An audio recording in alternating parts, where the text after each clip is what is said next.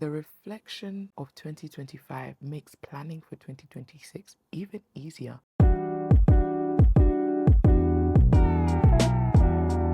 Good morning, good afternoon, good evening. Whenever you're seeing this, hi, my name is Mercy, and welcome back to another episode of Documenting My Life, even if no one watches.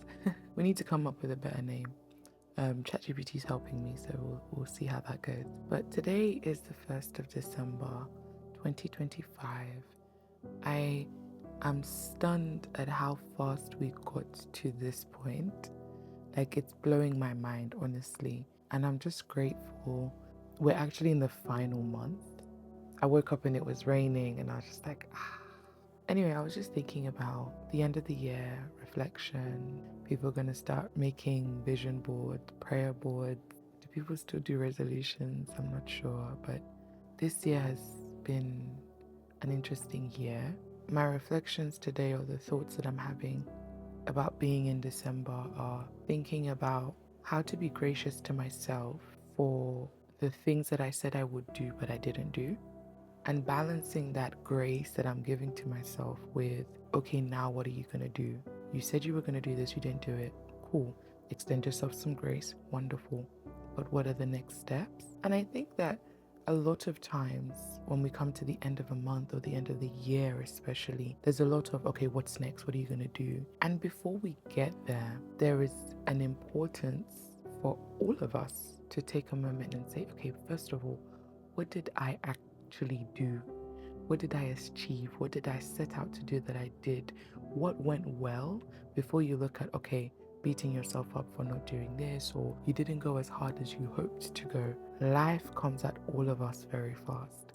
There are people that plan to do so much this year and they weren't able to for many, many reasons. But if you are constantly thinking about, oh my gosh, I didn't do this, I didn't do this, I didn't do this, I didn't do this, I didn't do this, it becomes difficult to even move forward, because you're constantly thinking about, oh, I didn't do this last year. What makes me think I'm going to do it this year? You know, there's a layer to reflection where you must first think about what went well. What did I achieve? Maybe I didn't even think about that, but I actually did it. Like, maybe something that wasn't even on your list of things to do or your goals or your vision board, but you did it. And now you're like, whoa, this is the time to think and be like, yo, I didn't even think about that. I didn't even plan to do that, but I did. Like, I didn't think I would be on social media as much as I have been this year, but I did. I showed up daily, created consistently. And I'm like, this was something I wanted to do, but I didn't think I would do it. And I look back and think about, okay, before I get in my head about what is to come, before I get in my head about 2026, wonderful, be praying about 2026, be giving thanks, be praising God. However, first take the moment to look back and say, man, 2025, I gave it my all. I did this, I did this, I did this, I achieved this. And you'll start to see that as you think about 2026, the reflection of 2025 makes planning for 2026 even easier, because you look and you're able to see, wow, this is actually what I did. Like, I did that, you know? It helps if you're feeling like you've not done anything, if you're feeling like, man, this year's gone and I wanted to do this and the other. There's a time for that, and there's a time for you to really critically analyze and assess, okay, this is what I set out to do, and this is what I did, this is what I didn't do. How do I achieve what I didn't do? How do I change the systems? How do I change the mindset, the perspective?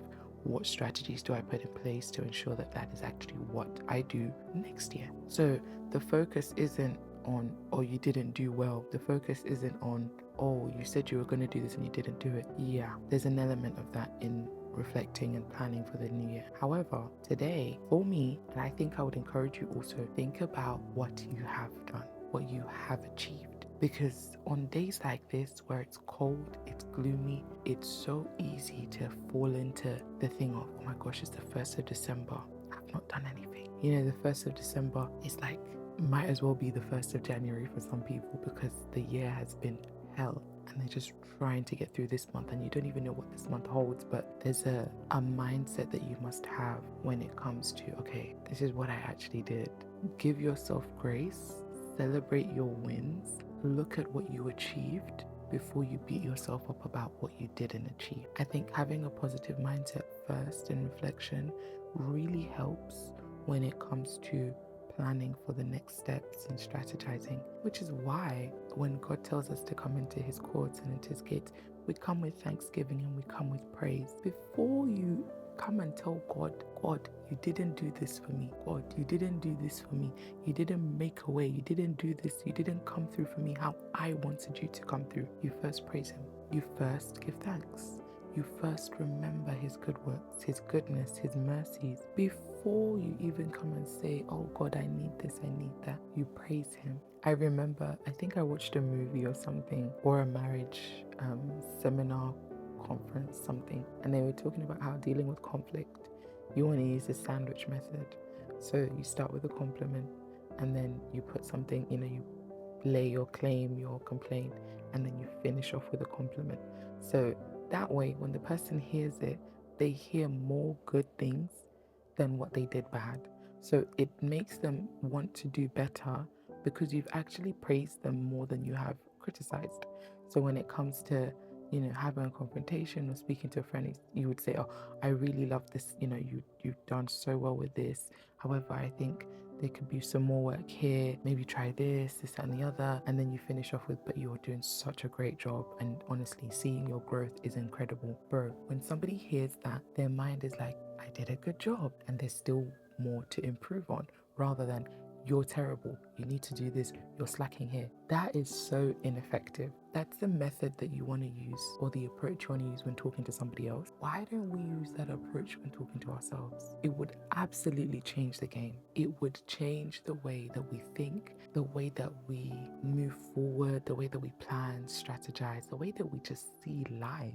I know December is here and you're thinking about January 2026. You're thinking about the things that you didn't do this year, but you said you would do. Before you go far, take a moment, take today and think about what you have achieved, what you have done well, what has gone to plan, what you didn't even think about, but you actually achieved. Like, take a moment and think about that. Reflect, thank God for the good, what went well. Then tomorrow or next week, we can think about, okay, what didn't go so well and how do we approach improving that so that next year it does go well.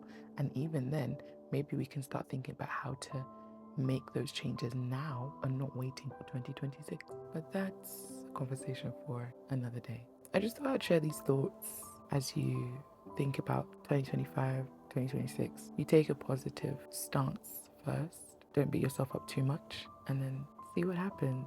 I'm so sure that you have had great moments of this year. First, focus on those, and then we can journey through the ones that didn't go so well and plan on how to approach them better. If this helps, please like, comment, share, subscribe. Let me know how you're feeling about December 2025 and 2026. Let's just see what God has in store for us. It's going to be a good month, and 2026 will be better than 2025. That's just the way it is. I'll see you guys in my next episode. Bye.